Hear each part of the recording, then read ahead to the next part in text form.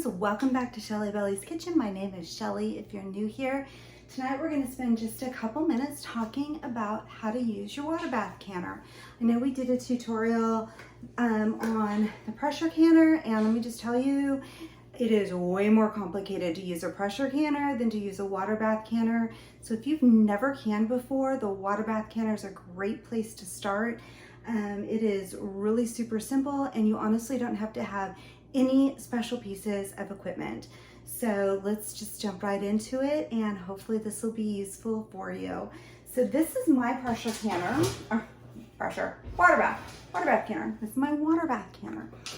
It is a huge pot. If you are going to buy one of these, it is very inexpensive. You can buy them Walmart, Target, a lot of grocery stores, like bigger grocery stores even carry these at this time of year. It generally comes with the pot, the lid, and a lot of them come with this handy dandy baskety kind of an insert.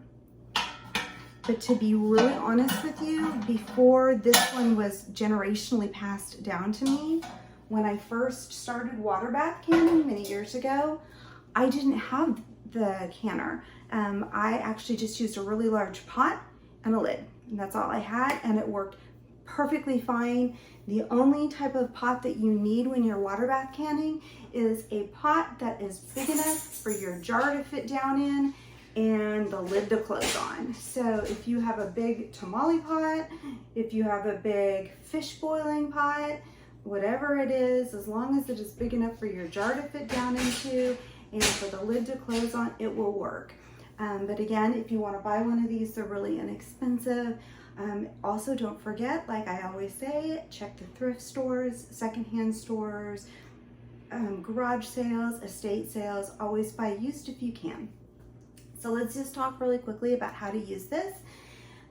These are so easy to use. It is called water bathing because you literally submerge your entire jar into water and you boil it.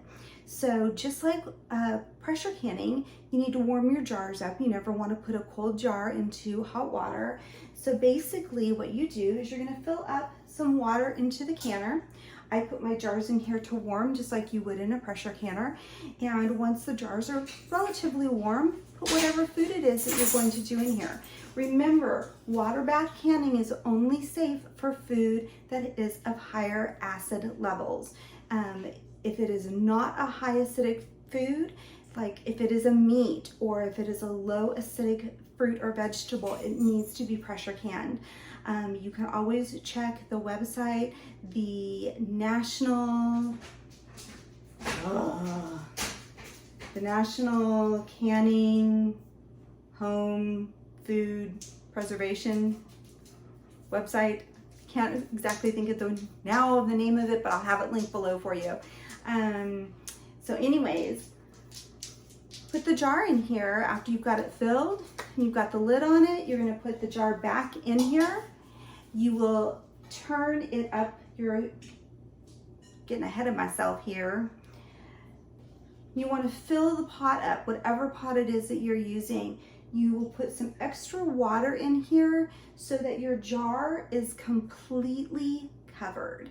Usually you want it to have about an inch-ish of water above the jar.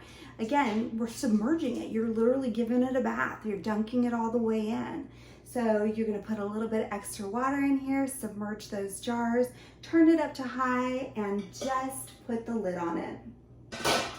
Once it comes to a rolling boil, that's when your time starts. So until this comes to a good rolling boil, your process time does not start. Starts to rolling boil, your process time starts. So for things like strawberry jam, process time is usually about 10 to 15 minutes. So once this is at a rolling boil, if I'm doing strawberry jam, I'm going to set my timer for 10 to 15 minutes. Once my time is done, I'm going to turn this off. I'm going to let it cool down a little bit. I'm going to crack the lid, let it cool off some more before I take them out, and then I'm going to remove them. If you're doing stuff like apples or applesauce or apple pie filling, that's about 25 minutes to process. I'm gonna put it in here. I'm gonna bring it up to a rolling boil and set my timer for 25 minutes. Once my 25 minutes is done, I'm gonna turn it off, let it cool off for a little bit, crack the lid, let it cool off a little bit more, and go ahead and get those jars out. Just like a pressure canned jar, once I take the jar out, I'm gonna set it on the counter and let it come to a complete cool, and then I'm gonna let it just sit on the counter for an entire 24 hours before I do anything with it. After 24 hours, I'm gonna check the seal on it, and if it's sealed, it's safe to take the ring off and put it up in the pantry for the rest of however long it needs to be there. I hope this has been useful for you, and if it has, please give it a thumbs up, smash the subscribe button, leave a comment. I love to read your comments, and also hit the notification bell so you know when I post again. Have a blessed night.